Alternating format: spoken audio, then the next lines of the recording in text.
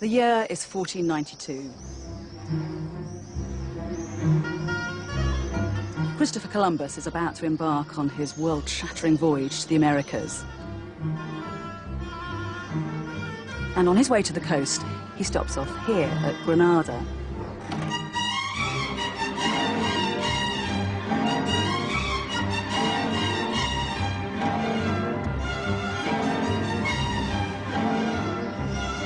He's the honoured guest of a ceremony hosted by the King and Queen of Spain, Ferdinand and Isabella.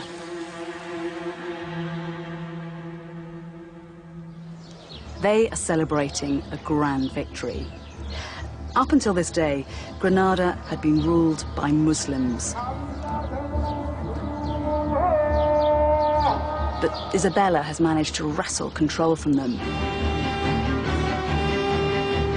Ferdinand and Isabella's victory marks a turning point for Spain and for Europe. The Middle Ages are over, and the West is about to embark on a new epoch of power and discovery. We tend to think of this as the beginning of an era. In fact, it's the climax of a forgotten chapter in European history, the rise and fall of Islam in the West.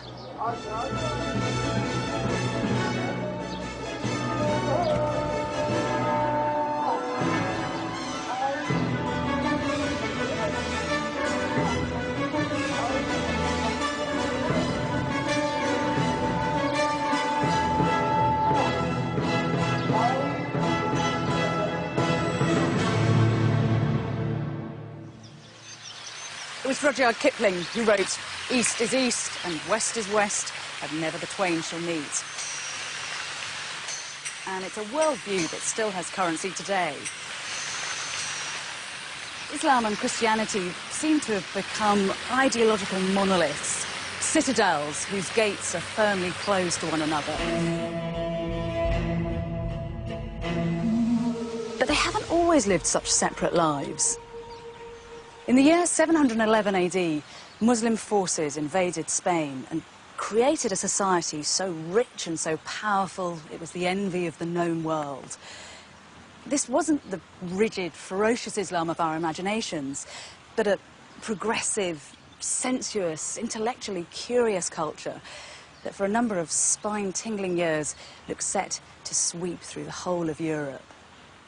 It is an incredible story, but one that has been systematically written out of history.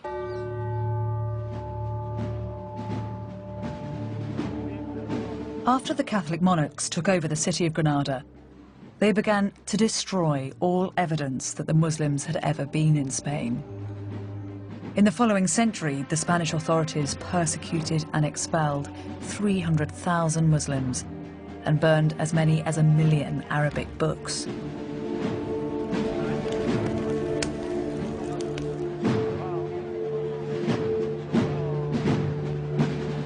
This was an astonishing act of ethnic cleansing. It put an end to a civilization which had flourished in Spain for 700 years. These people have become known as the Moors.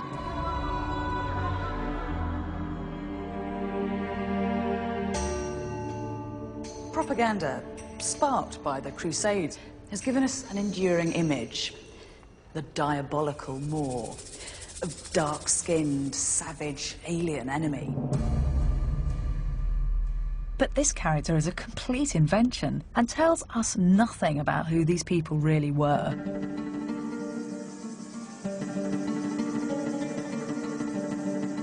Now, archaeologists and historians are starting to piece together the real story of the Moors in Spain. They're uncovering the remains of hidden cities, discovering the role of Muslims in the revival of the classics, and decoding the meaning of Islamic buildings. A fascinating picture has emerged. I'm going to use this new research to explore what happened when East met West in Europe. If there is one place which challenges the stereotype of the treacherous, bloodthirsty Moor, it's here, the Alhambra Palace in Granada. The Alhambra is one of the most complete medieval Islamic palaces in the whole world. It was built by the Muslim kings of Granada in the 14th century, at the height of their power. Its name means the red one, because the dark surrounding soil has given its stones an earthy reddish hue. The marvel of the Alhambra is its mystery. Not a single account of life here survives. All its archives were incinerated in the fires of the Inquisition. But the Catholics couldn't bring themselves to destroy this place. The Alhambra is one of the wonders of the medieval world. And by preserving it, they've kept a box of secrets that we can use to decode the civilization that built it. Inside the palace walls, the architecture is breathtaking. Although the aesthetic of this courtyard is quite cool and minimal now, in its heyday it would have been a riot of colour. Granada was very famous for producing silks, and you've had silk hangings billowing in the breeze, and silk cushions and silk rugs where people laid out to eat their dinner and to listen to music. And in fact, it's only when you get down to rug level that you appreciate one of the bits of magic of the place, because from down here, this pool acts like a kind of infinity mirror, and the whole of the palace just looks as if it's suspended in water.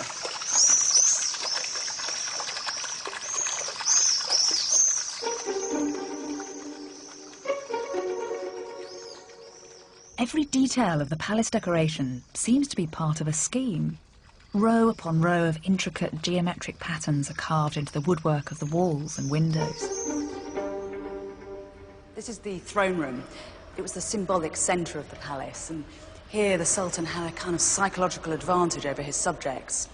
Whereas he'd have stood here, an eerie silhouette, they'd have been blinded by the light that came streaming in through these brightly coloured stained glass windows.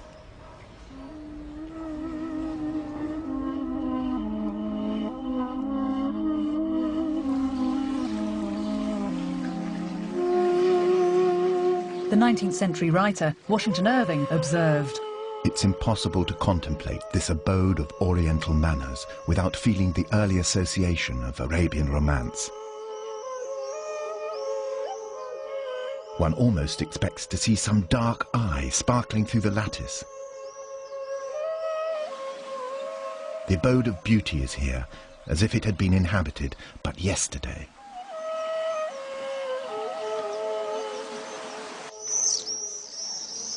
But this is far more than just a beautiful building. There's a specific reason why it feels so harmonious. The men who built it had a knowledge of complex geometry which had originated in the ancient world. The first man to set down these mathematical principles was the Greek philosopher Pythagoras. Pythagoras saw numbers everywhere in the universe, but his brilliance was to understand the importance of the ratio between them. Professor Antonio Fernandez Puertas has spent his life studying the Alhambra. He's discovered that the whole of the building, from the ground plan to the wall decoration, is based around one single ratio. I think everything is so perfect because everything is under control of the proportion and very, very simple. You notice that there is something magic about these buildings. There is something marvelous in your surroundings. It's very, very simple. It's the relation between the ground and the elevations of the buildings. It's as simple as that. The king ordered a new palace. He has a limited area to build the palace.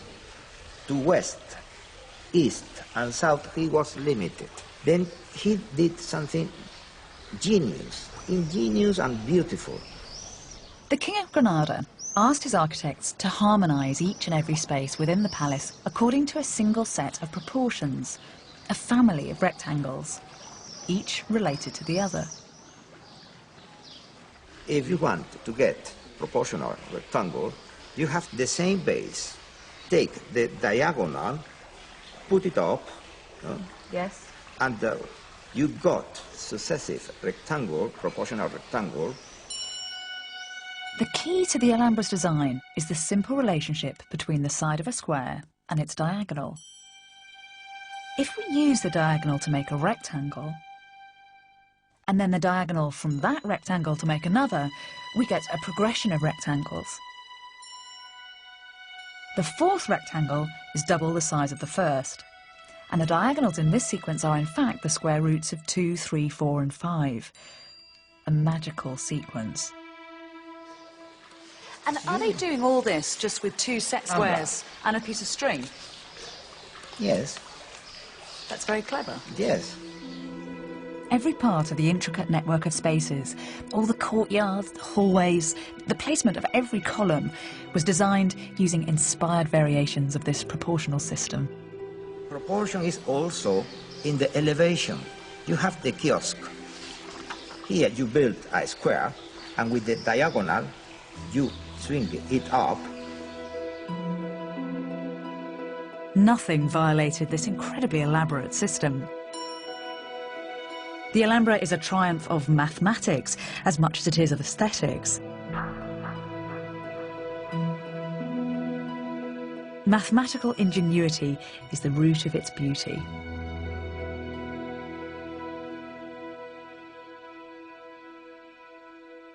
But no one talks about this. Everyone looks at the Alhambra just as an aesthetic experience. When you go to a concert and you listen Mozart, you listen Beethoven, you listen Verdi, you don't know perhaps music, but you notice that there is something magic. Yes. It happens with that the same. You feel it. The Alhambra is so enchanting, it's all too easy to view it as a fairy tale palace, isolated from history. But that is romantic nonsense. This palace was the product of a very real, very gritty history. The Alhambra was built by a religious empire which, at the pinnacle of its power, dominated land from China to Africa. An empire which had the wealth and intellect to build such masterpieces. An empire whose history goes back to the deserts of 7th century Arabia.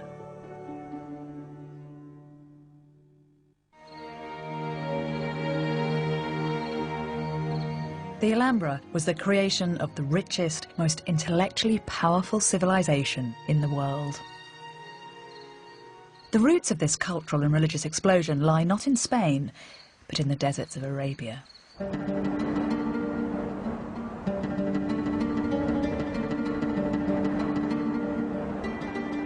At the beginning of the 7th century in Saudi Arabia, something happened which was to change the religious makeup of the world forever.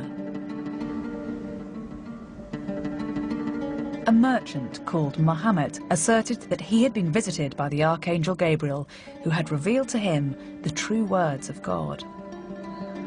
These revelations, which came to Muhammad throughout his life, became known as the Quran. And the religion was Islam. This was a time when people were experimenting with all sorts of cults and religions, many of which fell by the wayside. But the Prophet Muhammad and his followers made an important move. They travelled to a desert oasis where they founded a city called Medina.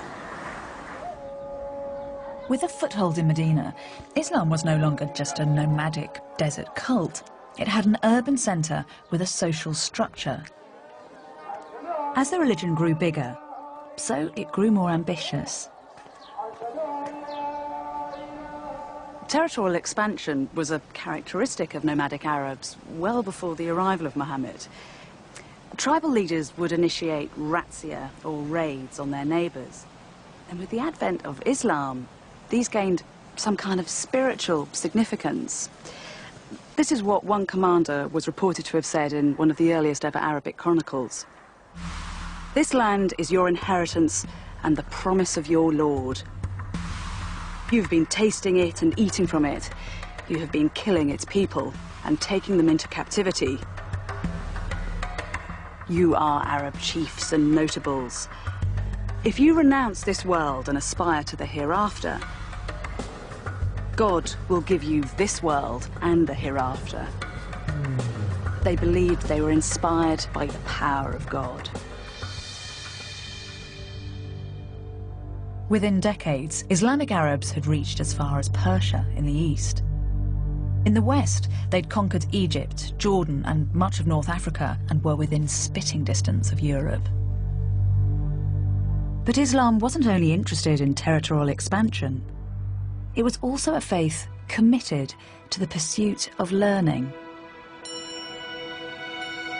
Among the Prophet's first revelations was the instruction, seek knowledge.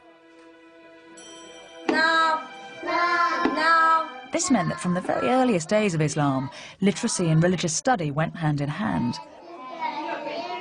Whereas a number of other religions of the day preferred to keep literacy the privilege of a clerical elite, Islam actively encouraged it. In the ancient Muslim city of Fez in Morocco, there are many examples of this unique integration of religion and education. This is the Karouin Mosque in Fez, and it's still the heart of religious life here. It was founded in 859 by a woman, both as a religious and as an educational establishment.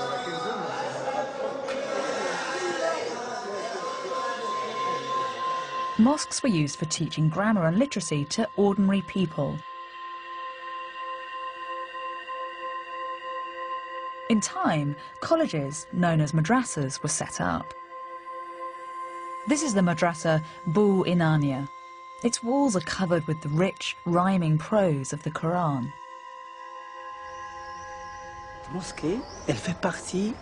The mosque is only part of the complex, which contains both it and the madrasa. When the Sultan Abu Anan founded the place, he built the mosque alongside the madrasa. It is most symbolic. The mosque, built for prayer, was also a place which encouraged education and learning. As you can see, there is no separation. When the Quran was given to the Prophet, who was illiterate, the angel told him, read.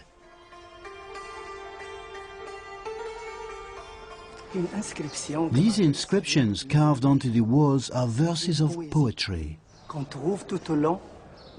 and can be found throughout the madrasa. But I think the most important section is here. What it says in Arabic is, I am the apogee of knowledge. Come, you Muslims. Come and learn, because with knowledge you can become what you want to be in the future.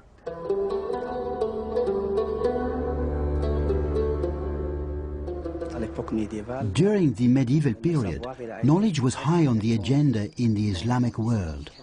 Muslim societies produced many books in the various spheres of knowledge, and these books came to be known worldwide. It wasn't just an enlightened attitude to reading which placed learning at the heart of the Islamic world. Necessity was also the mother of invention. Because the Arabs were nomads and desert traders who often had to travel in the cool of the night, they were well versed in using the stars as guiding devices. This developed into a very sophisticated study of astronomy. Then with the establishment of Islam, that knowledge was applied in a new way. Whenever a mosque was built, the prayer niche had to be orientated in direct relation to Mecca, and there were a number of religious festivals that had to fall on certain days in the lunar year. These were complex mathematical problems for which the Muslims devised precise solutions. Islam became a culture which naturally embraced scientific and mathematical investigation. This uninhibited attitude towards learning meant that when Muslims encountered the teachings of other cultures, they seized upon them vigorously.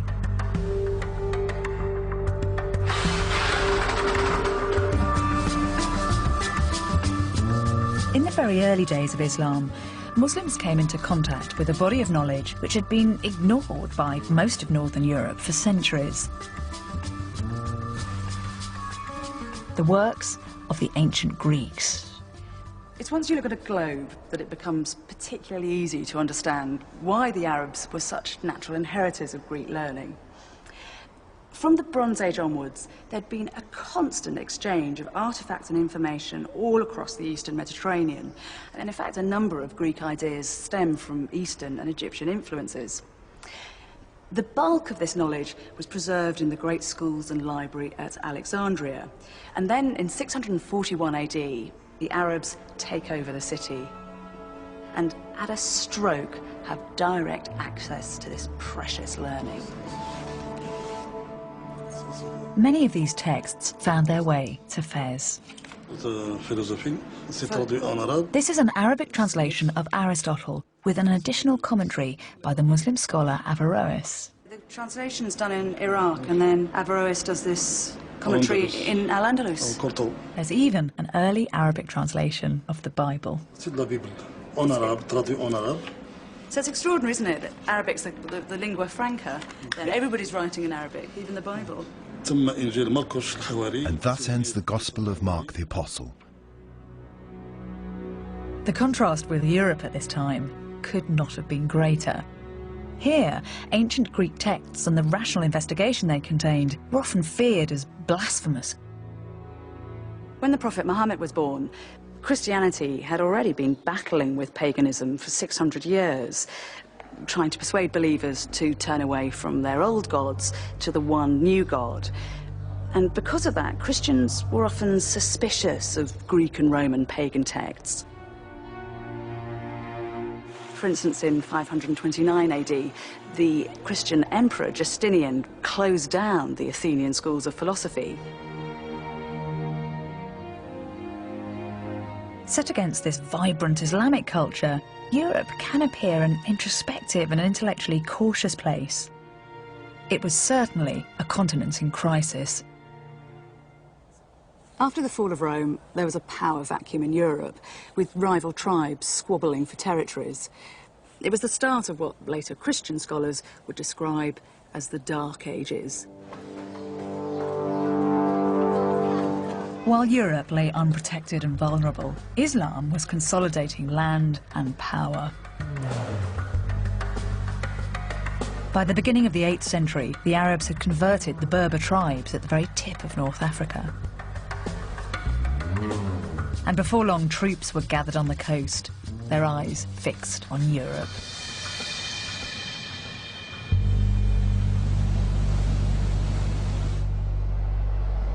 This little stretch of water between Spain and Morocco is only 9 miles wide, but it's come to represent some kind of cultural chasm between Europe and Africa. But in the 8th century, when sea travel was the way to get around, that wasn't a barrier, it was a highway.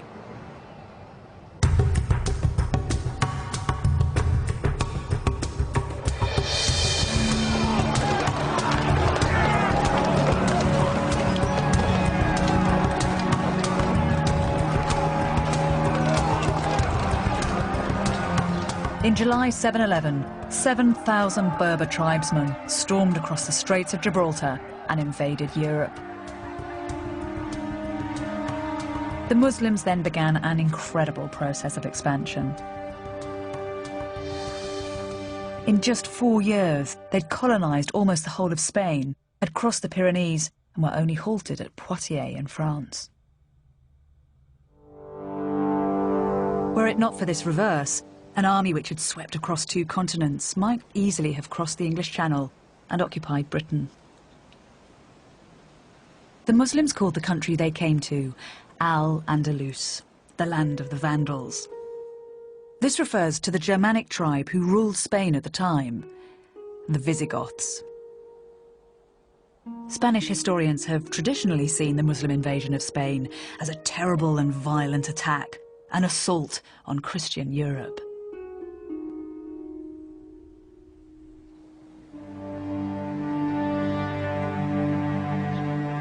In fact, here at the Visigothic site of Rocopolis near Madrid, archaeologists have found evidence which offers a rather different explanation. The city of Rocopolis, in fact, was the royal city founded by the Visigoths in order to demonstrate the power of the new state. Dimensions were spectacular for this period. And this complex is the most important discovery in Western Europe. What was it at the time that the Muslims were invading? What was the state of the city then? They found it not only here in this part of Iberia, but in everywhere of the Al-Andalus. They founded cities in crisis. Social crisis, of urban crisis. The traditional explanation is this idea that when the Arabs came, the society collapses and the city collapses. It's not true. It's not true. The collapse of the city started during the Visigothic period.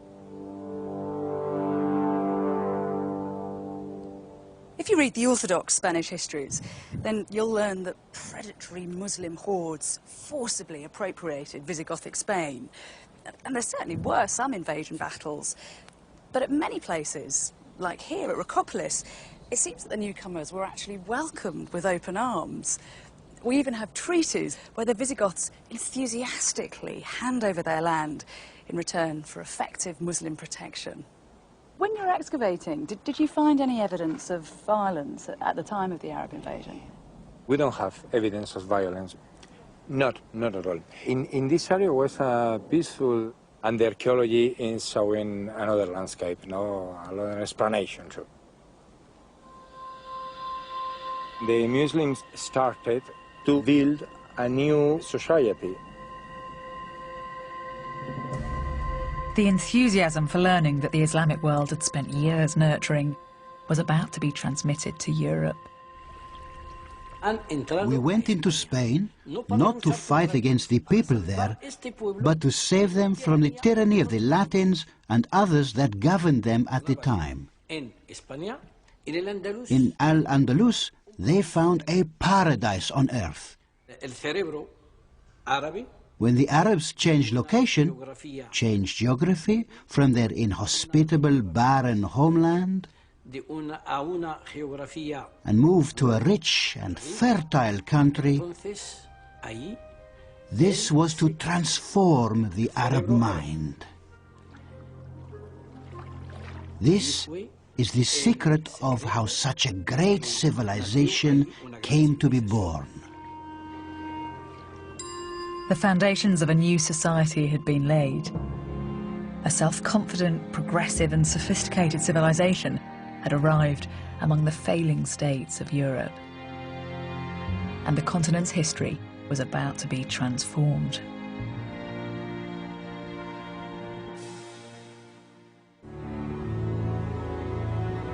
The Muslim invasion of Spain had been swift and effective, but it lacked a strong leadership. The first wave of invaders were North African tribesmen, only recently converted to Islam, and without connections to the power base of Arabia. But this was about to change.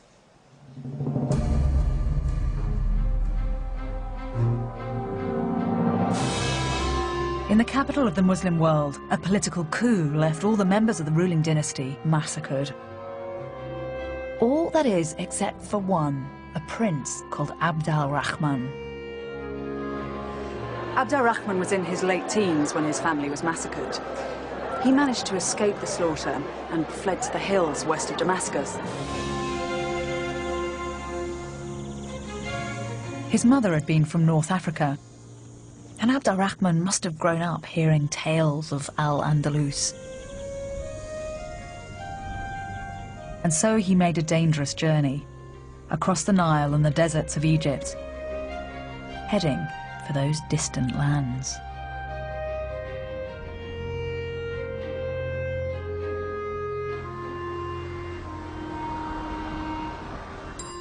Abd al-Rahman brought culture and learning from the center of the Islamic world straight to the heart of Al-Andalus. When Abd al-Rahman arrived in Spain, he came here to Cordoba, where the city was in complete disarray. That Roman bridge had collapsed into the river. But Abd al-Rahman set to rebuilding the city. You have to remember that it's in this context that the Arabs arrive, not as marauding destroyers, but sometimes as saviors. Abd al-Rahman brought cutting-edge technology for irrigation to Spain. Almost immediately, the landscape was transformed.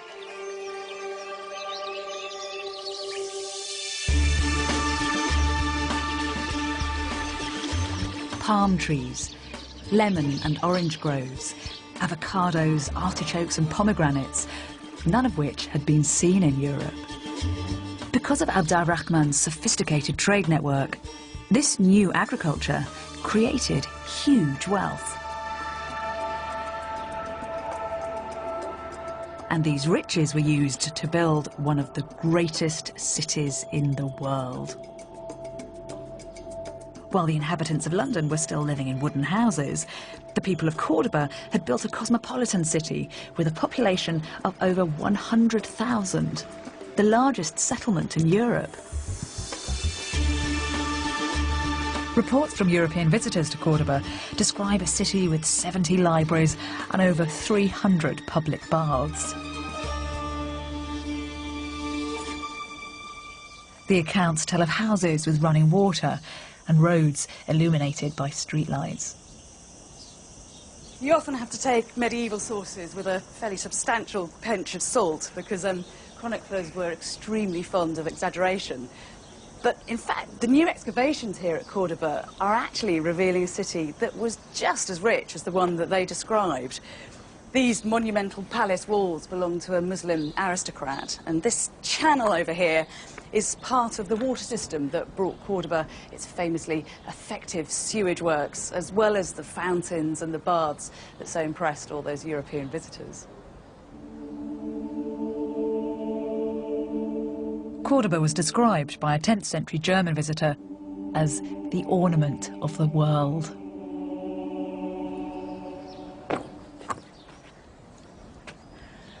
One of the reasons it's been so difficult to investigate Islamic Cordoba is that the city's been built up on itself like a kind of layer cake. But here, the archaeologists have taken away the modern level to reveal that Islamic layer there, and then down at the bottom, a Roman mosaic. Abd al-Rahman built Cordoba on top of what had been one of the largest cities in Roman Spain, outshining all that went before. And his greatest achievement was this: the Great Mosque of Cordoba.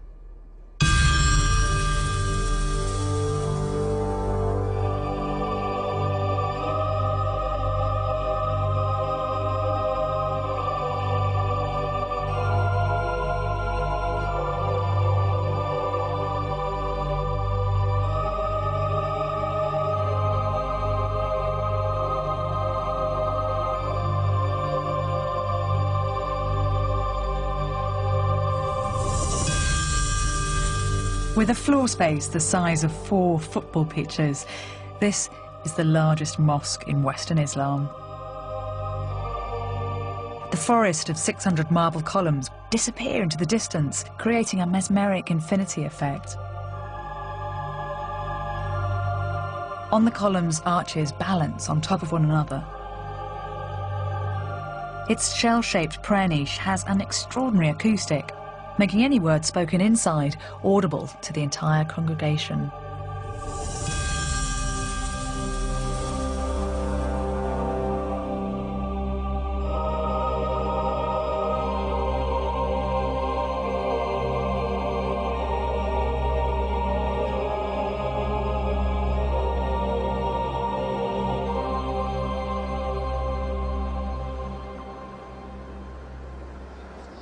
When the mosque was first built, these archways would have been opened to allow people and light to stream in and out.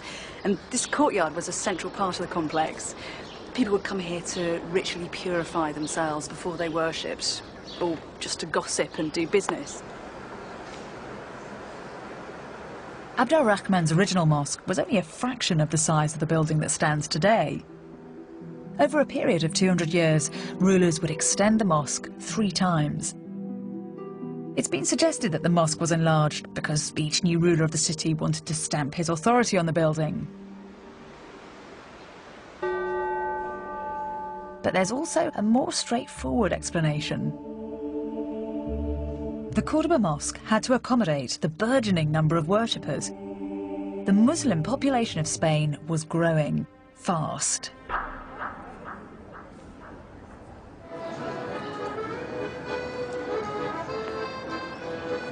modern Spain has been reluctant to acknowledge that its indigenous population converted to Islam in droves. The standard history books present the Muslim occupation of Spain as something that was superficial, just a surface colonisation by an Arab elite, not a presence that had any kind of lasting impact on the bulk of the population. New archaeological evidence is turning that idea on its head.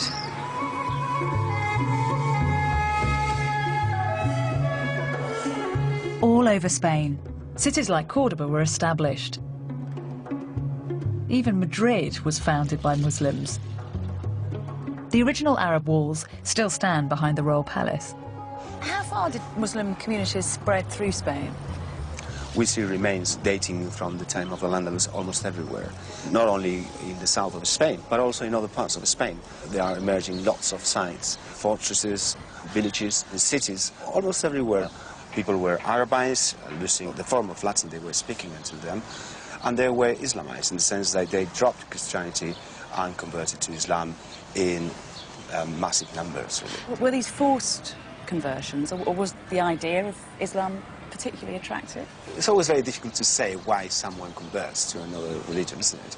But I think there is no evidence of any forced conversion at all. In a way, the Islamization and Arabization of territories like Al-Andalus is very similar to what happened to the Roman Empire, when people wanted to convert to the values and to the cultural values, to the religious values, and to the way of living of what seemed to be a civilization which had lots of advantages. I think it's very easy to forget that at this moment in time, Islam is a culture of innovation, isn't it? As you said, it's drawing in ideas from the East. It's a culture of phenomenal innovation. The opportunities of living because of the market, because of the trade relations and so on, which were much more interesting.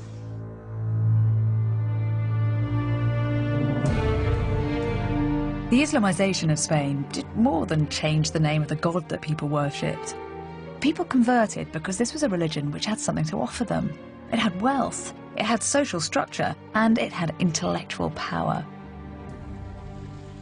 The Arabs brought in one innovation that did more than any other to change the cultural makeup of Europe. And it's this, paper. The idea almost certainly came from the Chinese via trade exchange, and it is revolutionary technology. Unlike parchment and vellum, it's cheap and it's easy to mass produce. And when the Arabs come to Spain, they start to open paper-making factories. Paper allows you to do three things very effectively. You can gather information, you can analyse and develop ideas in a very precise way, and then you can disseminate your newfound knowledge to a wider world. And in the 10th century, that was a potent mix. Cordoba's love of books became legendary. Whilst the Royal Library of France contained 900 books in this period, just one of Cordoba's 70 libraries amassed over 500,000. These books contain some of the most sophisticated studies of astronomy in the world. In Northern Europe at this time there is nothing, but there is nothing that can be considered the result of sophisticated astronomy. Why do you think Muslim scholars were particularly interested in the heavens and the revolution of the stars? I think they were interested in science in general terms. For example, calculating the sacred direction. If you have to say your prayers, you must face towards Mecca. Calculating the direction of Mecca from a given place is not so easy. It is a complicated mathematical problem for which the Arabs had exact solutions from the 9th century. One of the ways in which the Muslims solved these problems was by developing a Greek instrument called the astrolabe. This is a calculator for telling the time of night or day. If it's lined up on a star above the horizon, the angle can be registered with a movable needle. The measurement is then transferred to the reverse side of the astrolabe, where a base plate represents the geographical location. And a star grid, like a map of the heavens, shows the position of the stars. By aligning the needle to the grid using the measurements, the time can be read off the face of the astrolabe, just like a clock. The astrolabe enabled nighttime navigation, which helped to advance sea travel, and this in turn set the stage for the coming era of worldwide exploration and discovery. Cordoban scientists were streets ahead of the rest of Europe, especially when it came to medicine. This account comes from an Islamic physician who encountered a Christian doctor at work. They brought me a knight who had an abscess on his leg and a woman suffering from consumption. I made a plaster for the knight and the swelling opened and improved. For the woman, I prescribed a diet to revive her consumption. But then the Frankish doctor arrived and objected. "Bring me a strong knight with a well-sharpened battle axe," he said. The knight struck a blow, the marrow of the leg spurted out, and the wounded man died on the spot.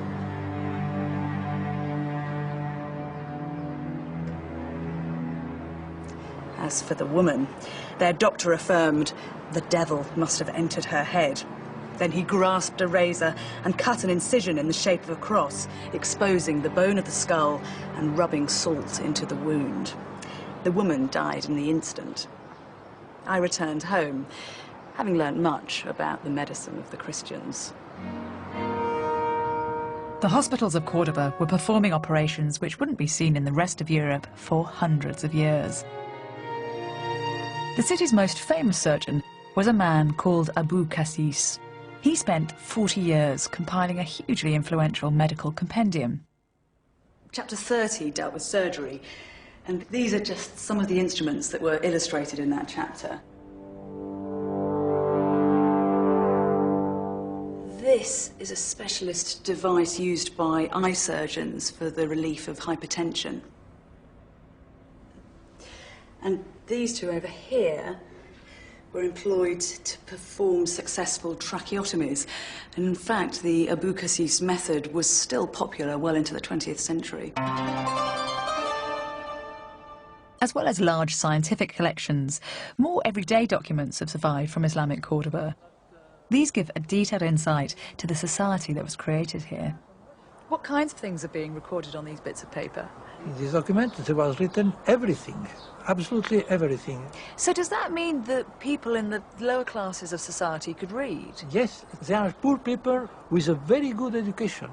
The education is a way to be a better Muslim. So being a better Muslim means that you know the Quran and you know everything of the law. The law is not a king law, it is a God law. Divine law. Divine law. Have you got any physical examples of these documents? Yes, I have one. Well, it is a contract about plowing the land. For 2 years, we have to plant it with wheat and food, and he gets from this proportion of the production. The Muslim give a new thing. The land is mine. I rent you the land, and you give me a part of the production. People are interested not in having hunting lands like a lord or squire in England. The landlord rent his land. And it's empowering as well, because if you're the lowest rung of society and yet you have some rights to your own land and you can keep a lot of the produce. Yes.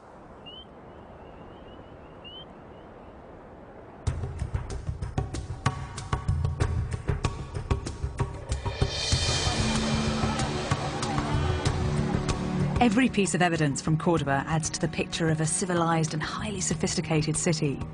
It had medical centres, an organised legal system, and libraries full of academics and scientists working on ideas which were light years ahead of anything else in Europe. By the 10th century, Cordoba had become the official capital of Al-Andalus. People flocked here to work, either in the city's shops and markets or on rented land outside. In the year 912, a new ruler came to power. he was to take Cordoba to even greater heights. Abd al-Rahman III was only 21 when he became ruler of Cordoba. With a resounding statement of self-confidence, he declared himself the Caliph, the commander-in-chief of the faithful. With that title, he claimed to be the supreme leader of the Islamic world.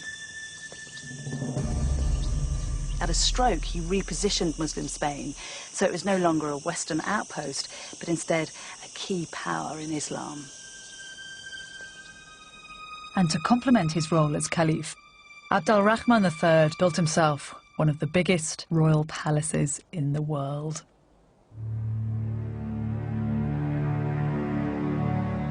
While the English kings of the same period were living in modest wooden halls, Abd al-Rahman III needed 10,000 workmen to construct this enormous palace complex, which was decorated with African white marble.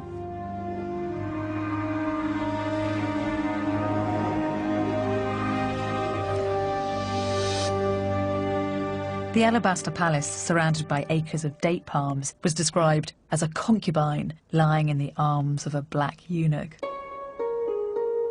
It was called Medina al-Zahra, after the Caliph's favourite.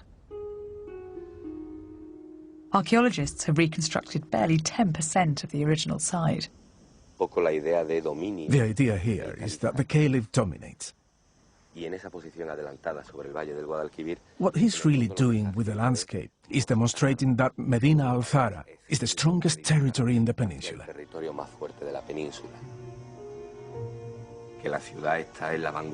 Our excavations reveal the city to be at the cutting edge of technical, architectural and scientific development. Now, to do this on such an enormous scale requires incredible sophistication. Nothing like this existed in the world. At the centre of the complex lies Abd al-Rahman's throne room. What do you think drove Abd al-Rahman to build such an opulent place? Abd al-Rahman had this built during the last year of his life.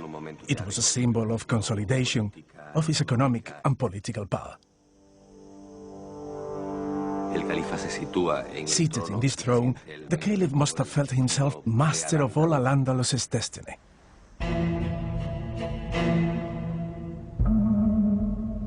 Visitors from all over Europe were received here. A monk from Germany called John of Gauss left a record of his trip. You have to try and imagine the impression this place would have made on John of Gauss. The walls were studded with tiles made of silver and gold, and on the roof there was a massive representation of the heavens. Mechanical lions roared in the corridors, and in the rafters there were mechanical birds that twittered away. Here in the centre of the room, there were two bowls filled with mercury that would catch the light and then send it shattering back out to dazzle the visitors. This is what was written about the climax of his visit. When John arrived at the dais where the Caliph was seated alone, almost like a godhead, he saw everything draped with rare and costly coverings. They do not use thrones or chairs as other people do, but recline on divans or couches when conversing or eating, their legs crossed over one another. There is actually one detail that this account misses out. The Caliph did have a throne, a mechanical throne, that raised and then descended as if he was levitating among his subjects. A refined court culture developed in the palace of Medina al-Zahra, and this was to have an unexpected influence on the rest of Europe.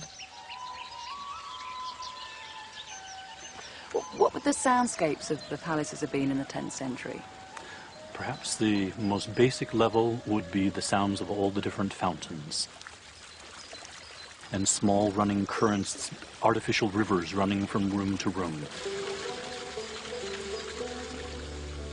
On top of that, we could have heard layer upon layer of different types of music and singing. A variety of different professional instrumentalists. We could easily have heard a lute player sitting in a corner or in any of the various different entryways.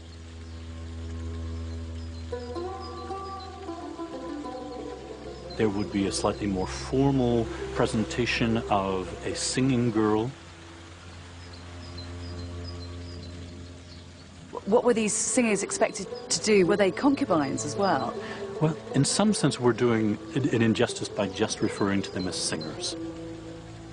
These women were entertainers at every level. They had to be able to converse. They had to be able to discuss intelligent subjects. They had to be able to compose poetry, recite poetry.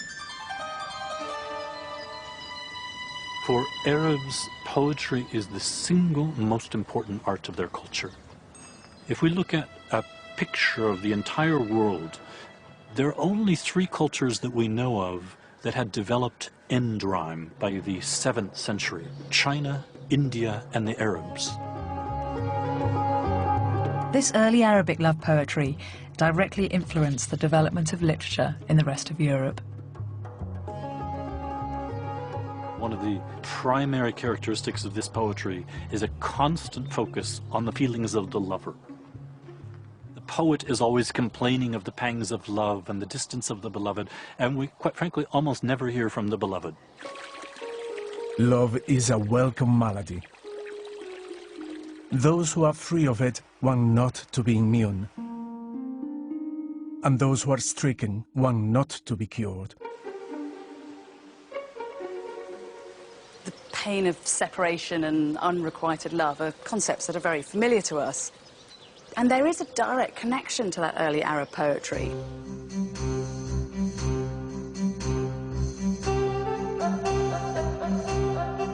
In England, some of our earliest and most enduring stories are romantic tales of knights and damsels, a courtly love tradition brought here by travelling French poets called troubadours.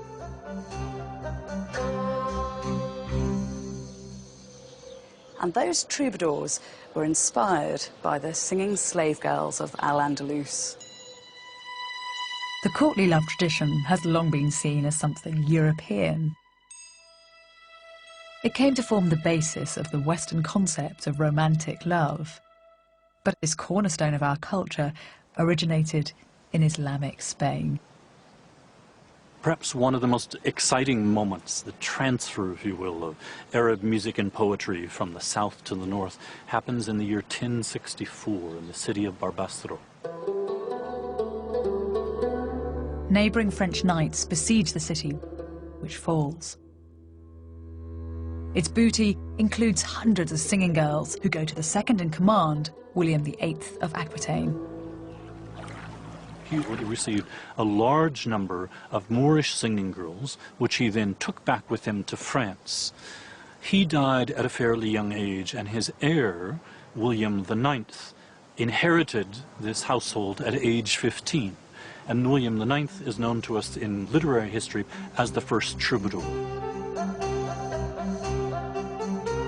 So it's almost positive that William IX would not only have grown up as a child in a household in which there were Arab singing girls, but at the age of 15, he actually became their master.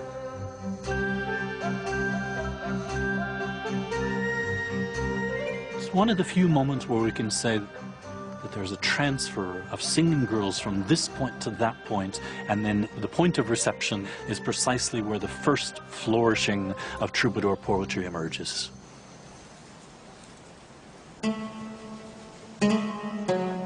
But the glorious court of Medina al-Zahra was not to last forever.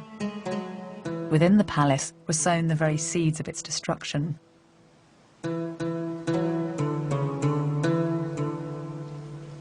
Abd al-Rahman III had invested much of his money and interest in art and culture, and had paid very little attention to the military. There were no generals at court, and citizens didn't have to serve in the army. This is important. The mere fact that the army can't recruit from its own citizens means that it has to recruit more and more foreigners, effectively mercenaries. This is part of the reason for the conflict, which led to the ultimate collapse of the caliphate. When an ambitious courtier usurped the caliphate, the court split into factions. Once the 300-year-old dynasty cracked, it didn't take long for the palace to come under attack.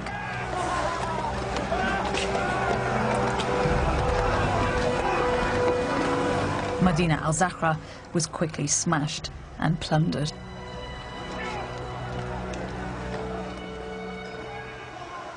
These are the telltale signs that the palace was violently destroyed.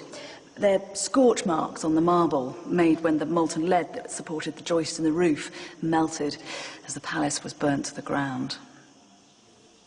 Of course, the history of Spain would have been very different if Medina al-Zahra had continued to exist, and if the Caliphate had not disappeared.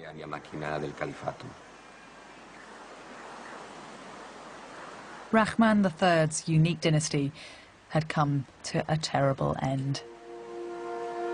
And in the north of the country, another religious power was eyeing up the rich lands of Al-Andalus. Its name was Christendom.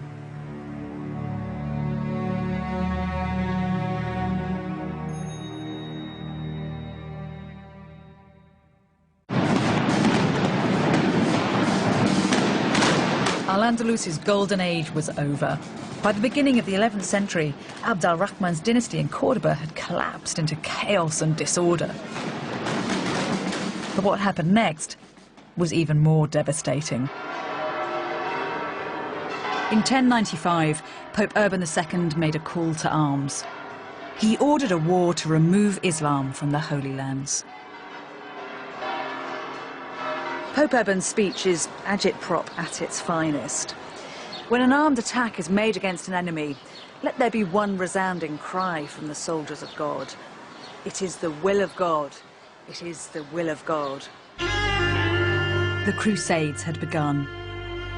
It didn't take long for this zealous warrior mentality to rouse the Christians of northern Spain. And what followed was as treacherous as any of the Crusades in the Holy Lands. The Christians had always held on to the far north of the country, and now they were gaining ground. Al-Andalus had fragmented into a hodgepodge of isolated city-states. Suddenly, Muslim Spain found herself under attack. Her palaces were raided and her cities laid to siege. Between the 11th and the 13th centuries, an army of Christian kings took over the lands of Al-Andalus.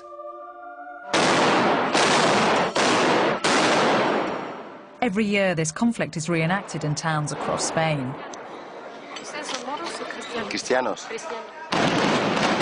This, the victor's version of history, glamorizes what was actually a dishonorable and dirty war. When the Christian comes, they break everything. They come in summer when it is almost dry. They put it fire. After that, they cut the trees. The agriculture of Al-Andalus was very sophisticated. The more sophisticated something, the more fragile it is. So the more easy it is to break it. Irrigation. If you break a canal, there's no more water. So for some years, people are starving. So it's a scorched earth policy. Yes. Soon, a brutal system of protection rackets emerged. There is an alternative. You pay me, I don't destroy. I don't burn your house. How much do you give me? I don't cut your trees. How much do you give me? This one. It is a way of the mafia in Chicago. For 1 century, all the 11th century, all the Christian Spain lives at expense of Muslim Spain. One by one, the fragmented city-states of Al-Andalus were terrorized. Their solution was to fight fire with fire by bringing in troops from Morocco.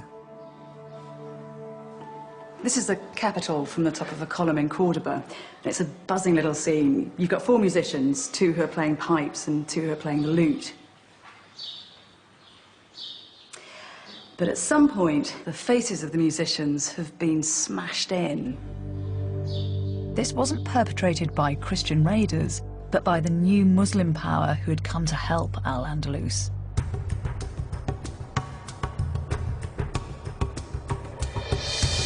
The troops who came as military support were strict fundamentalists with a fearsome fighting reputation. They were called the Almoravids.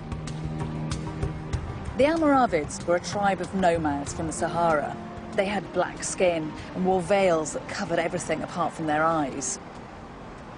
When they went into battle, they rode light-footed, versatile little horses and took with them camels and elephants. But they were fiercest of all when it came to religion.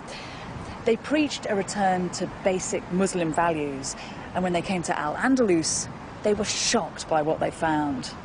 There are people from the desert. There is people newborn to the religion, so they have a hard feeling of it. Evangelical Islam? Yeah, absolutely. Not accustomed to civilization. Yeah. What did they think had gone wrong with Islam here? They felt they have to purify things. They said, this is people very accustomed to civilization, to science. They're talking with Christians, with Jews. This is a mix that we don't like it. We want purified people.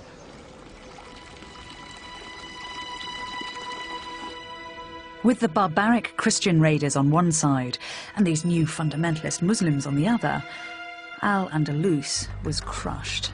It descended into corruption. A Christian king would provide military aid to a weak Muslim king in return for a substantial payment of gold coin. The whole of Al-Andalus was subjected to this system of extortion. The trouble is, modern Spain chooses to remember this war rather differently. La Reconquista, the reconquest, is presented as a valiant crusade in which Spain is returned to its rightful Christian owners. This pantomime version of history is personified in many of Spain's national heroes, the greatest of whom is a knight called Guzman el Bueno. Every town in Spain has a street named after Guzman el Bueno. He's one of the country's best-loved historical figures. The story of when Guzman defended the town of Tarifa from Muslim raids is well known in Spain.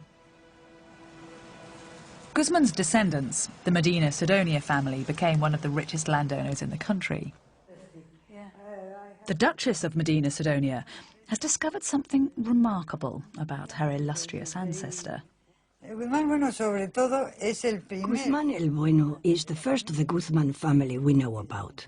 He is the founder of the family.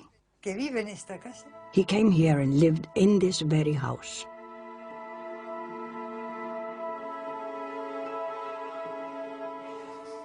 This is a family archive, although it's more than that. It is a rich source of documents from the medieval period and later. Was it right that one of your ancestors was involved in the Spanish Armada? The 7th Duke was involved in that campaign.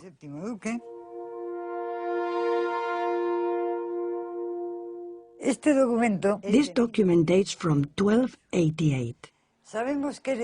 We know my ancestor was in Al-Andalus a year before because he bought a farm, and this document mentions it. It's a permit for him to export 300 bushels of wheat. Look, you can see the word wheat, and what it says is that he's allowed to take this overseas, to where he is from.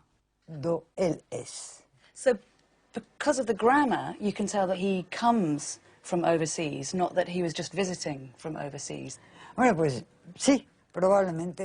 Yes, probably it refers to a place which was part of Morocco, much larger then than now, a place where neither wheat nor hay could grow. The Duchess had discovered that her ancestor, the great Christian knight Guzman el Bueno, was actually a Muslim.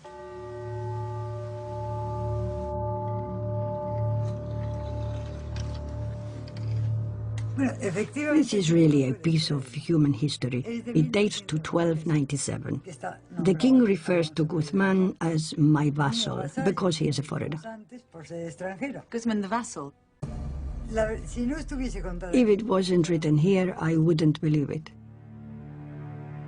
It was very common for Muslims to ally themselves with Christian factions, especially when Christians were warring with each other.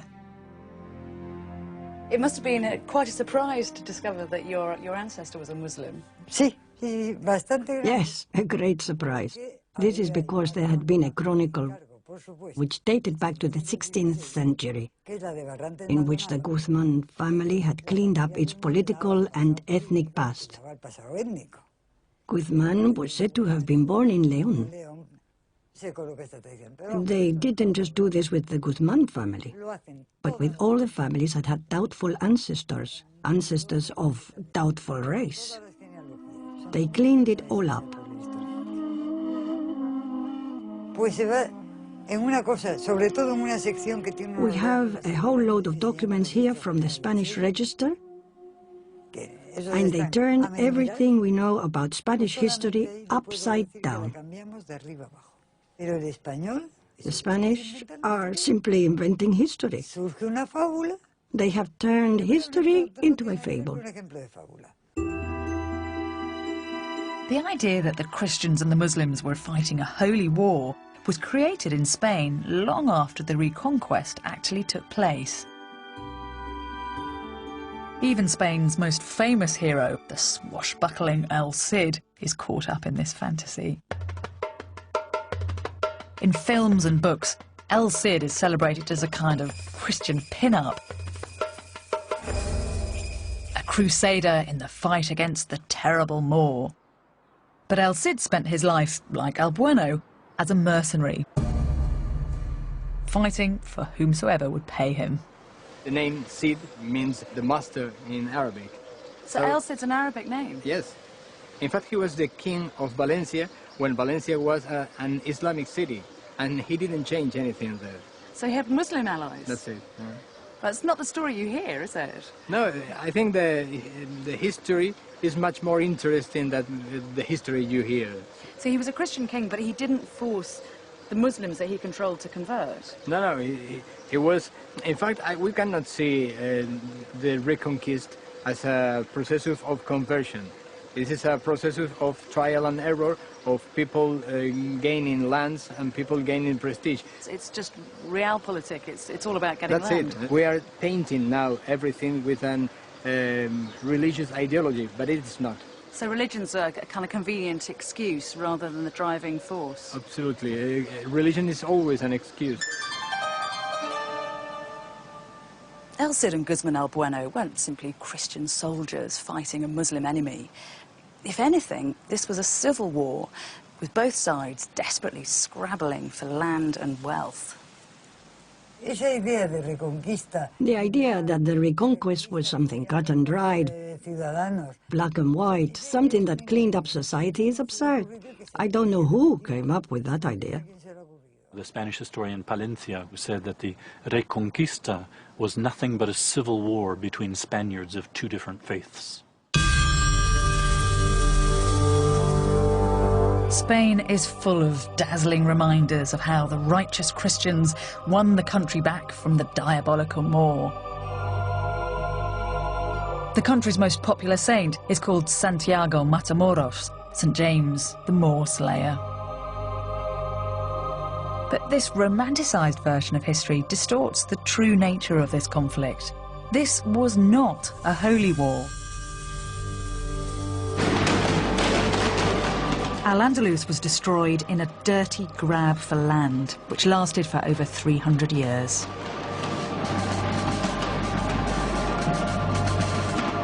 And in this conflict, the more refined society was the one least equipped for war.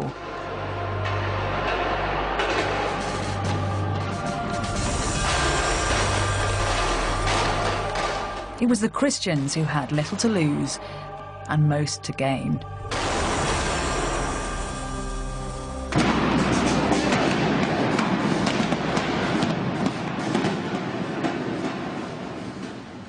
And what happened when the Christians began to take over exposes a curious respect for Muslim culture.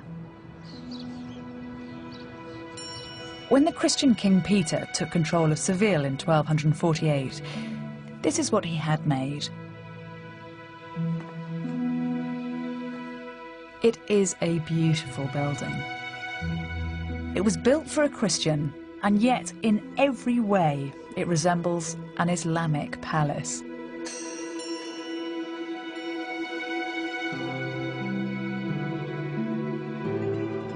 On the walls there are inscriptions from the Quran, and above the door there are dedications to its owner, calling him Caliph rather than king.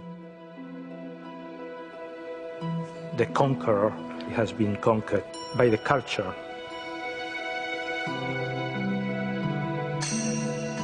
It's a tiny bit unexpected that when this Christian king rebuilt this palace, he made it appear so Arabic. It feels as if we're in the Alhambra here. Well, this palace has many relations with the Alhambra, especially with the Court of Lions. Both builders, King Muhammad V of Granada and King Peter I of Castile, were friends.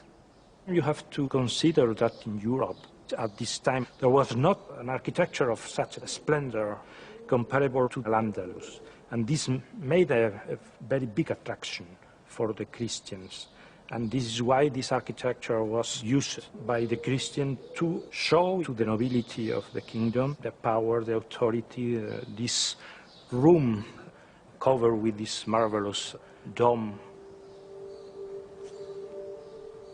It symbolized a power, because it's the heavens that turns around the king.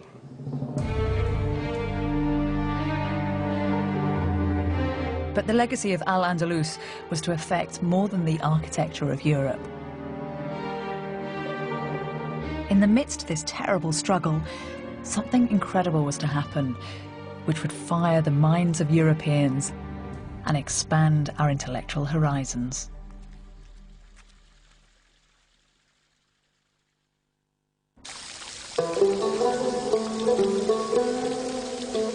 At the same time that it was being splintered by Christian encroachment, Al-Andalus was at the centre of one of the most influential shifts in thinking that Europe has ever seen.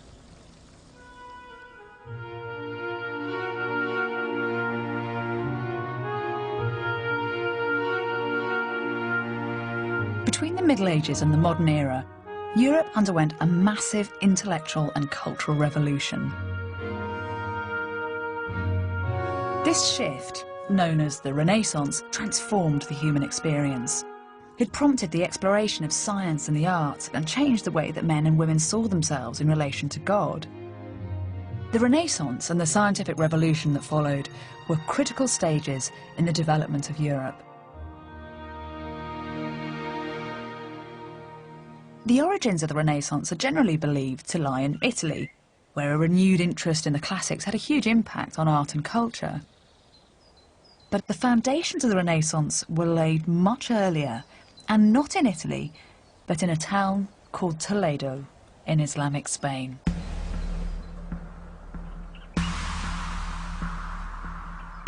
Toledo was one of Al-Andalus's vulnerable city-states, and in 1085 the Christians seized control of it. Unusually, the handover went very smoothly, and as a result, the Muslims already living in Toledo were allowed to remain as citizens and their mosques were left untouched. The city that emerged accommodated both Muslim and Christian. Spain at this time is a paradox. On one hand, tensions between Muslims and Christians are becoming unbearable, and yet on the other, there is a hugely beneficial intellectual evolution that is only possible because Muslims and Christians are living side by side. When Toledo fell to the Christians, its doors were opened to travellers and intellectuals from all over Europe. These people mixed with the Muslims in the city, learning their language and reading their books. Many of the adventurers came from England. In the late 1100s, an Englishman known as Daniel of Morley travelled to Europe to study. But as his autobiography reveals, he was disgusted with what he found there. I stopped a while in Paris, and there I saw asses rather than men, pretending to be very important. They had desks in front of them, heaving under the weight of 2 or 3 immovable tomes, but because they did not know anything, they were no better than marble statues. I did not want to get infected by a similar petrifaction, but when I heard that the doctrine of the Arabs was in fashion in Toledo, I hurried there as quickly as I could so that I could hear the wisest philosophers in the world. Just as the fall of Alexandria had made a massive body of Greek knowledge available to the Arabs 400 years previously, now the Christian conquest of Toledo passed this storehouse of knowledge on to Europeans, who flocked here in their hundreds. At the backs of shops and in courtyards, groups of men started to gather together, Christians, Muslims and Jews, to work on texts that had been stored in the archives of mosques and churches. These were extraordinary manuscripts, translations of Aristotle and Plato and Euclid, as well as original works by Arabic mathematicians, astronomers and alchemists. This was a resource like no other in the rest of Europe. It was intellectual dynamite. People came from all over Europe. All these works that were lost in Europe could be found in Toledo. There was lots of wisdom here. How did the translators work together here in Toledo? In the first period, there was usually 2 people working together. And then another person who was learned in Latin would write it down in Latin. And that was, I think, the target of working together, and it was very clear. I think it really made it more accurate because it was a teamwork. How long have these manuscripts been kept in Toledo? Well, most of the translations were carried out in the 12th and 13th century. That means for almost 900 years, most of them.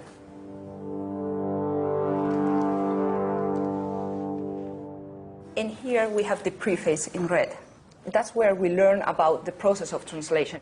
In this case, we read that this book was translated by Gerard of Cremona. It is a medical treatise by Ibn Sina, by Avicenna, and it was translated ab Arabico, from Arabic in Latinum, into Latin, in Toledo. Yeah. It's a very rich document, isn't it? You get a sense of how valued these things were. And there's all these little glosses on the right-hand side. People have been adding comments or explaining words that were not clear. Un momento, por favor. Vamos a... Wow, it's a splendid beast of a thing. Yeah,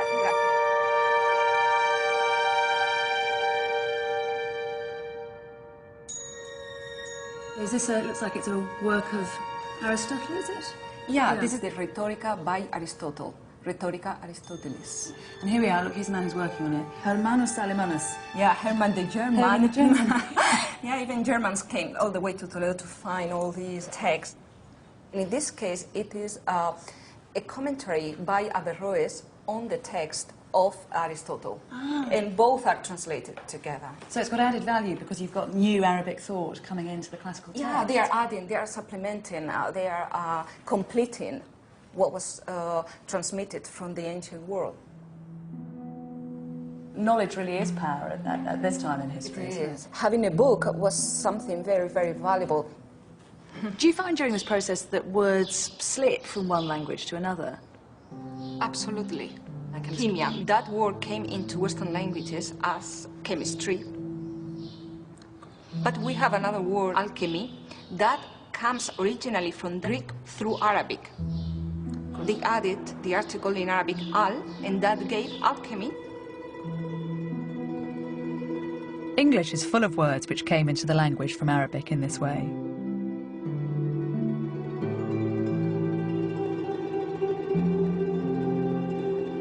Many of them describe mathematical concepts which were completely new to Europe. Algorithms are named after an Arabic mathematician, and the concept of zero comes from the Arabic sifr, which means empty. It's where we get our word cipher from. But of course, the most obvious and lasting impact is the use of Arabic numerals. And in this Spanish Latin text, which dates from around about 986 AD, we have the first example of Arabic numerals written in Europe. Here they are. 1, 2, 3, 4, 5, 6, 7, 8, 9. Imagine trying to do something like multiplication with Roman numerals. Once the numbers get above a certain amount, they are ridiculously unwieldy. This new, agile numerical system made everyday things like bookkeeping and accounting more accessible. Mathematics developed, and the construction of complex architectural projects became much easier.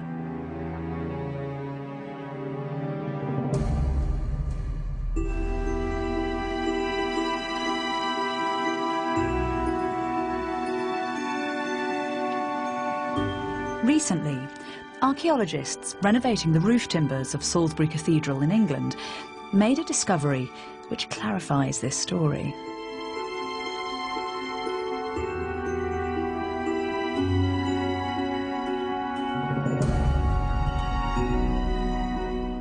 On some of the beams that support the roof, there are a series of numbers that were carved in around 1200 AD when the cathedral was built. Now, that's a 3, and obviously it's familiar to us today, but in its time, it was a curious and progressive symbol. At this time, everyone in England was still using the clunky old Roman numerals, but here in the rafters of one cathedral, a new trend appears to have caught on. These numbers, the numbers that we use today, the fact that they're here is proof that the ordinary craftsmen who carved them benefited from an explosion of knowledge that started in Arabia and spread through Europe via Islamic Spain. And the travellers from Toledo brought more than just practical knowledge back to England. After a number of years, Daniel of Morley returned from Toledo, his cases crammed with documents and volumes. And when he arrived in England, he made an appointment to hand this precious booty over to his patron, who was a bishop. This benefactor was one of a team of scholars who wanted to establish their town as a centre of learning. And the name of the town was Oxford. The universities that were founded in Paris, Bologna and Oxford at this time based their new curriculum on the radical ideas which were pouring out of Toledo. One of Daniel of Morley's compatriots, a man called Adelard of Bath, published this volume just after he got back from Toledo. It's a collection of 76 very basic questions, like why is the sea salty? Why are there tides? How does the globe hang in the air? And do animals have souls? The questions are seemingly simple, but they embody a new spirit of rational inquiry, where a blind faith in God is challenged. And Adelard of Bath admits his debt to the Muslims in pursuing this line of inquiry. He writes, "From the Arabs I have learnt one thing, to lead by reason. I will detract nothing from God, but very carefully listen to the limits of human knowledge. Only where this utterly breaks down should we refer things to God." The Muslims developed a massive program of translations in which they translated from Greek into Arabic everything that had reached them. And this was something that was promoted by the whole society.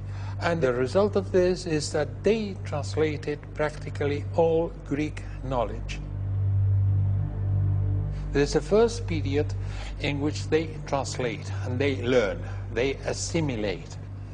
Later, they had learned enough and they began to produce original works by themselves and to criticize Greek science.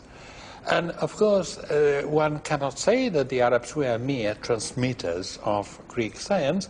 They were the people that continued the work of Greek scientists until they led all this research into a final crisis. And this final crisis was the crisis that brought the Renaissance and the scientific revolution. If they had not done this, Renaissance and scientific revolution would have been impossible. It would take time for these groundbreaking ideas to become assimilated into Christian Europe. But once they were, Western intellect was transformed. The works of Aristotle were taught in the new universities. The medical treatises of Avicenna were used in hospitals. And Arabic translations of Greek geometry and those new Arabic numerals were passed on to craftsmen and architects. This was a critical stage in the growth of Western thought. We should no longer see the Renaissance as a rebirth, but the continuation of an intellectual movement which had been nourished centuries earlier by Muslims. The Italian Renaissance is famous for reviving classical learning, but in fact what's happening here 400 years earlier seems to be just as vital. Do you think that Muslim scholars aren't given due credit for what they're doing in Islamic Spain at this time? It is not something that you would learn about in school, probably, or even at university. It was probably a conscious process of neglect, and now we are still suffering from that. Extremely selective history writing. That's right. It is due to the conflict that existed between the two worlds. These remarkable ideas were leaching out of Al-Andalus at precisely the same time that the Christians were flooding in. The frontier, which had started far north of Madrid, was gradually pushing southwards.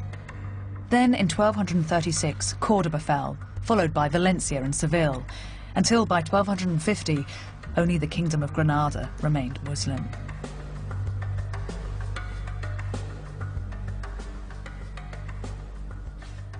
From now on, Spain would concentrate on cleaning the Muslim presence from its country.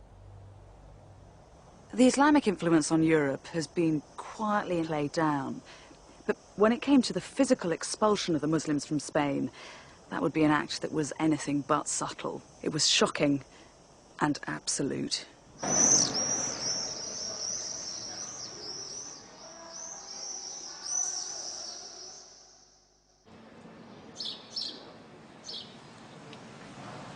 The history of Al-Andalus was about to take a new and sinister turn. In the city of Granada, the Muslims were to fall victim to one of the most shocking acts of ethnic cleansing that Europe has ever seen. Long after the rest of Al-Andalus had fallen to the Christians, Granada remained defiantly Islamic. Protected by mountains and those giant watchtowers and forts, the 70,000 Muslims who lived here managed to hold off attack for another 200 years. But time was running out. While Granada occupied a small territory in the south of Spain, the rest of the country was now divided between Castile in the west and Aragon in the east, two very powerful kingdoms. The King of Castile was about to be forced to pass his kingdom to his niece, Isabella.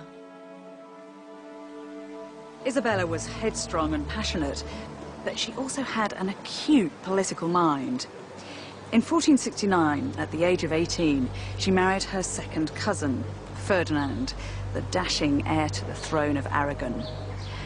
Now, the two most powerful Catholic dynasties in Spain were united, and the reconquest was edging ever closer to completion.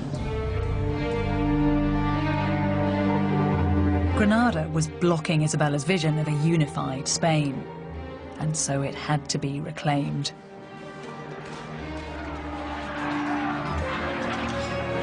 The city was laid to siege for a year before it finally surrendered. On the 1st of January 1492, Ferdinand and Isabella, dressed in elaborate Moorish outfits, which they'd had especially made. With great pomp and circumstance, they entered the Palace of Alhambra and took the keys to the city.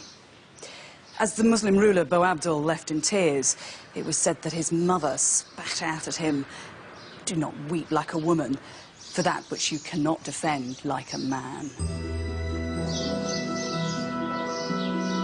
Isabella's victory in Granada put an end to an incredible society.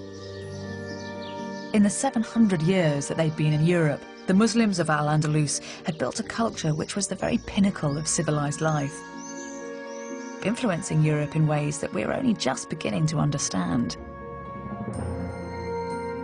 And Isabella would endeavour to ensure that Islam in the West would never enjoy such a relationship again. A few years after Ferdinand and Isabella came to power, they set up an organisation that affected the most extreme form of religious control that Europe has ever known. The Inquisition. The purpose of the Inquisition was to track down and eliminate anyone who wasn't an Orthodox member of the Catholic Church. Those found guilty of heresy were subjected to a sinister public ceremony called an auto de fe. In this eerie ritual, vestiges of which are still performed today, the guilty were forced to repent their sins while their accusers watched on, hidden under hooded caps.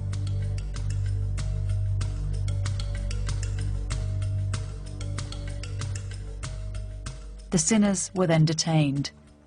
Some were burnt at the stake. Most had their homes and livelihoods taken from them. In 1526, the Spanish Inquisition came to Granada to deal with the Muslim problem. Muslims were labelled heretics and given a stark choice: convert to Catholicism, leave the country, or be punished.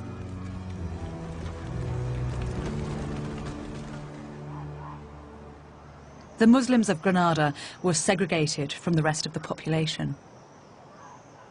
Their ghetto survives as the old quarter of the city today. It's a fantastic house.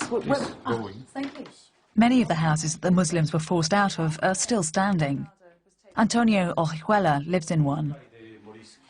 It's almost inverted, because you don't have any windows looking out onto the street, but the focus is in the middle, here on the courtyard. Yes, the courtyard is the center of the family life. So all the doors and windows are open to the courtyard and closed to the street. Privacy was one of the most important characteristics of these houses. Outside the house, they were Christian. They went to the church with the priest. They celebrate the wedding in the Christian way, but then later they came home to celebrate again the wedding in the Muslim style. What happened though when the Inquisition came knocking on the door? Well, as you see, these houses have the bent entry. So from outside, even if the door is open, it's not possible to see what happens in the courtyard.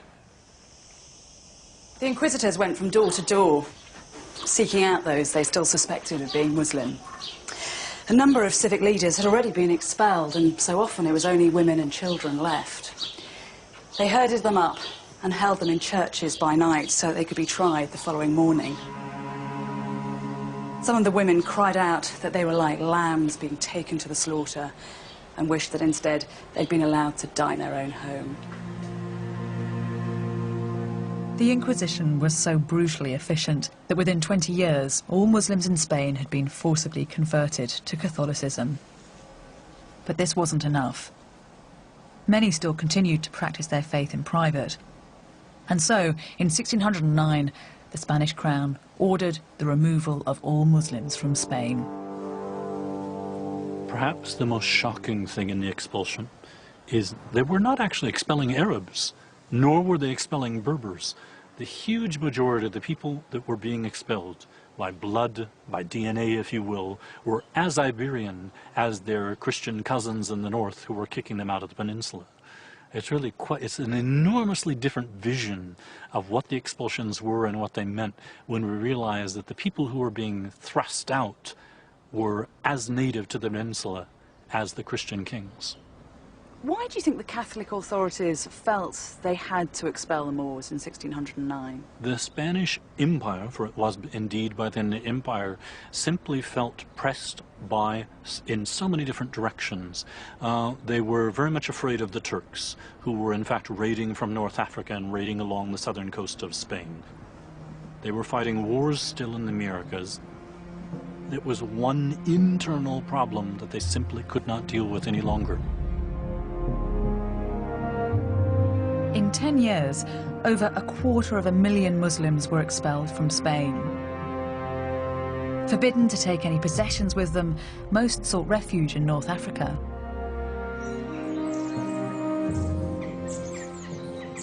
When Isabella and Ferdinand died, this is where they were buried. It's a little corner of the Alhambra, and it's decorated with inscriptions from the Quran.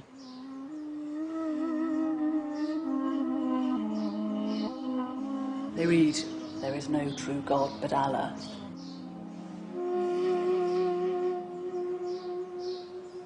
In many ways, it's a curious choice for a Christian entombment, but it does speak of that complicated relationship that was enjoyed by the Catholics and the Muslims. On one level, it says that Isabella and Ferdinand were still half in love with all things Islamic, but on the other, it's a bold and uncompromising statement of control.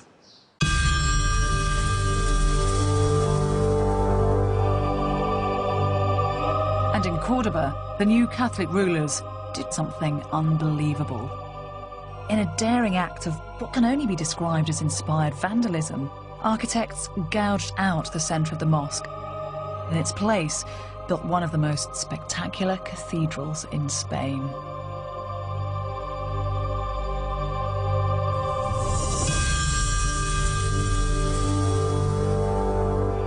The result is a shocking and blasphemous conflation of two of the world's most powerful religions. It is unnervingly beautiful, but possesses an underlying schizophrenia, as if a terrible and silent battle is being carried out in the very architecture of the building.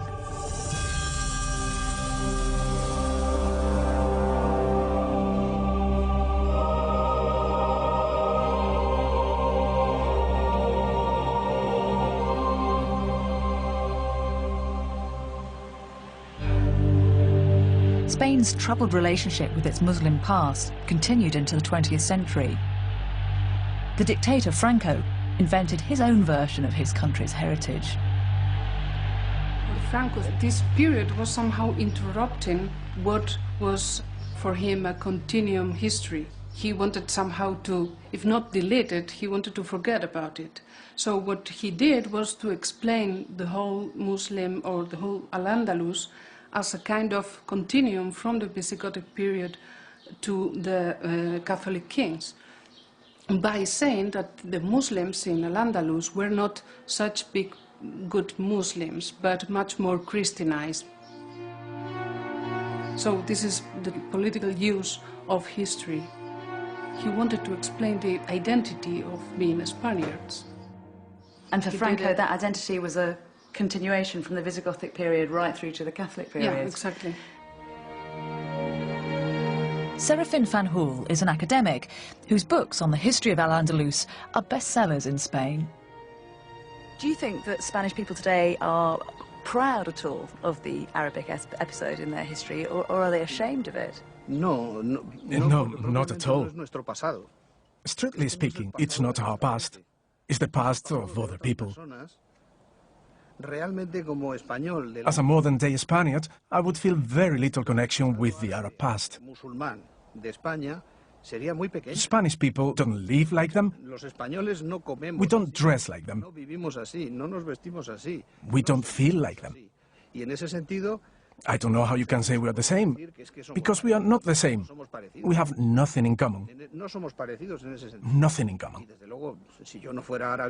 And if I weren't a professor of Arabic studies, I would have absolutely no feeling for Muslim culture.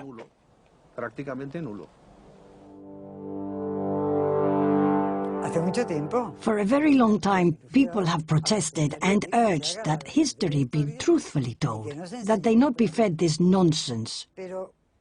But this is the inheritance of the Inquisition. The Inquisition's character is alive and well. I can tell you one thing. Spanish people have a tendency to prevent others from speaking their minds, a tendency to try and control the way others behave and think. You can be sure that when you try and speak the truth, you pay for it. And so Al-Andalus fell. East became East, and West became West. Two distinct cultures, politically and religiously divided. And yet, what the history of the Moors shows is that these two cultures are also linked in ways that we might never have imagined. The West has been inspired by Islam, but more than that, it was in the very act of fighting the Muslims that Europe consolidated its identity.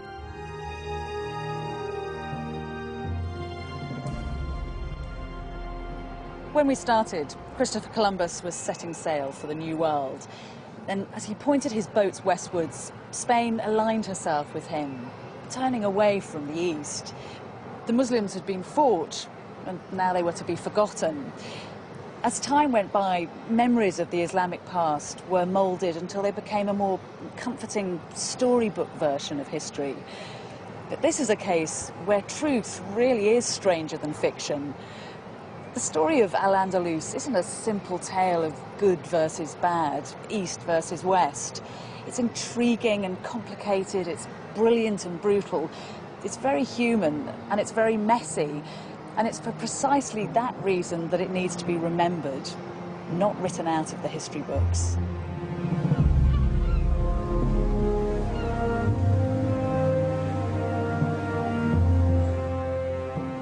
Well, if you want to know more about the many cultures that have shaped and changed Britain, visit Origination Insight at channel4.com/culture.